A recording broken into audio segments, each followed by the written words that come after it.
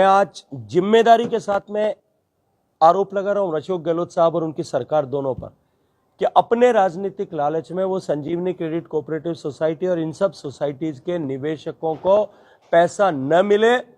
और क्योंकि इनके सारे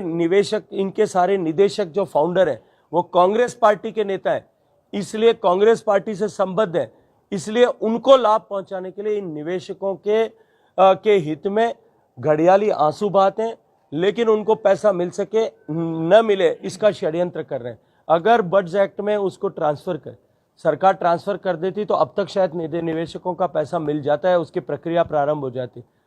उस कानून के तहत इस तरह का प्रावधान है कि कॉम्पिटेंट अथॉरिटी जो है उस सोसाइटी के सारे असेट्स को सीज करके केस का डिस्पोजल होने से पहले ही उनको बेच करके निवेशकों का पैसा मूलधन वापस लौटा सकती है। लेकिन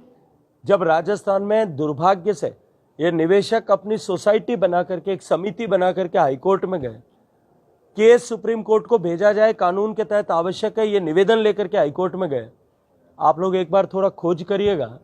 कितने करोड़ के जो सूचना लोगों ने दी है, हो सकता है कि शायद कहीं उसमें थोड़ा बहुत 19-20 फर्क भी हो सकता है कि राजस्थान की सरकार अब तक 4-5 करोड़ रुपए वकील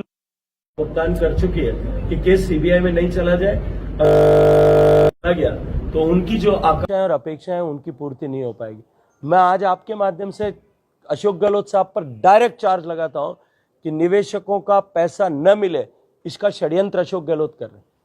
मेरे ऊपर चार्ज लगाते हैं, मेरे तो परिवार का नहीं, मेरी 3 पीढ़ी का कोई भी सदस्य, 3 पीढ़ी का कोई रिश्तेदार भी, मेरा और मेरी पत्नी की 3 पीढ़ी का रिश्तेदार भी, अशोक गहलोत साहब को चुनौती देता हूं आपके माध्यम से कि वो प्रूव करें कि कोई भी 3 पीढ़ी का रिश्तेदार केवल संजीवनी नहीं, हिंदुस्तान की किसी क्रेडिट कोऑपरेटिव सोसाइटी में न तो उसका फाउंडर है, न उसका डायरेक्टर है, न उसका एम्प्लॉय है, न उसका निवेशक है, न उसका बोरोवर है, उधार लिया है, न उसका एजेंट है और न प्राइमरी मेंबर है किसी भी सोसाइटी में। और गहलोत साहब जिन लोगों के साथ में बैठ करके घड़ियाली आंसू बहाते दिखाई देते हैं, वो सारे के सारे लोग, मैं चैलेंज के साथ में कहता हूं, मैं एक आदमी प्रूव कर सकता हूं, क्योंकि वीडियो में खुद उन्होंने कहा है वो उसके एजेंट थे। एजेंट पैसा लेकर के आया, उसने अपना कमीशन खाया और उसके बाद में सोसाइटी में मिसअप्रोप्रिएशन होकर के डूब गए। उसके दोषी जो है वो एजेंट है प्राइमरीली कि नहीं? उस एजेंट के साथ में घर में बिठा करके गहलोत साहब चाय पी करके, नाश्ता करके और ये राजनीति करते हैं साहब, दुनिया सारी समझती है सब कुछ। तो इसलिए इस समझ को समझ करके हम सब लोगों को आगे आचरण और व्यवहार, मैं वैसे कई बार इस बात को स्पष्ट कर चुका हूं, एक बार और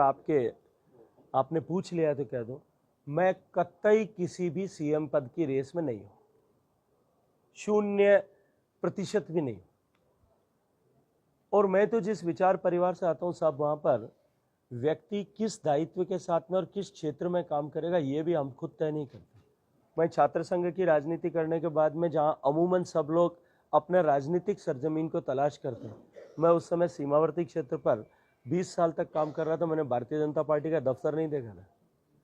मुझे जब विचार परिवार ने, मेरे मेंटर्स ने कहा तुमको राजनीतिक क्षेत्र में काम करना चाहिए, मैं अपना काम कर रहा हूँ। आगे अगर ये तय करेंगे कि मुझे और किसी भूमिका में काम करना है, किसी और क्षेत्र में काम करना है, मुझे कहा जाएगा कि आपको सेवा भारती के साथ में सेवा के संकल्प के साथ में काम करना है, विद्या भारती के साथ में विद्या के संकल्प के साथ में काम करना है, या वनवासी कल्याण परिषद में वहाँ जाकर के काम करना है। मैं इसी उत्साह के साथ, इसी ऊर्जा के साथ में, इसी उमंग के साथ में, इसी लगन के साथ काम करूँगा, क्योंकि जहाँ कहीं भी काम करूँगा वहाँ एक ही उद्देश्य होगा, माँ भारती की जय जयकार करना। वो जहाँ भी करेंगे इसी उद्देश्य के साथ करेंगे। पुलवामा 2000 धन्यवाद।